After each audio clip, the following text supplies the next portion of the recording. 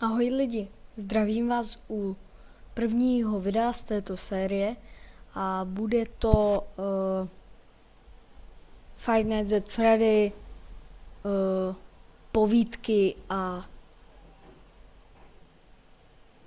databáze a tak, ještě se rozhodnu o jménu.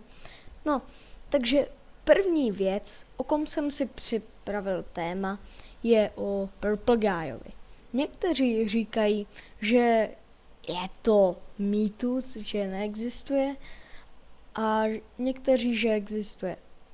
A existuje, protože vy jste za něj hrál v prvním díle Five Nights at Freddy. Ve dvojce už za ní nehrajete, už hrajete za jiného člověka.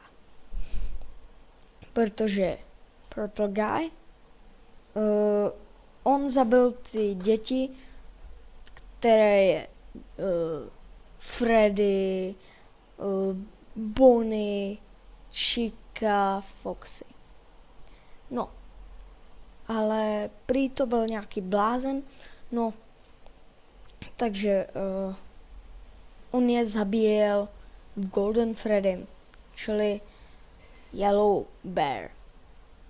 A všechno se to odehrává ve Freddy Fazbear Pizzas.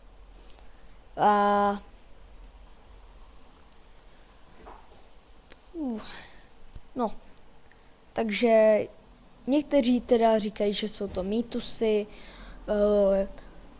je aj mohli jste ho třeba vidět, třeba Freddy, Golden Freddy, jak vás zabije, no tak vás celkově zabil security guard, čili hlídač, kterým je Purple Guy. No. A abych to tak shrnul. Takže tohle to bylo jenom na rychlovku o Purple Guyovi, ještě si udělám otázky o Purple Guyovi, další povídačky a tak. Protože ještě si něco chystám. A takže tohle to byla menší povídačka o security guardovi, čili Purple Guyovi. A já bych se s váma tímto rozloučil a ahoj!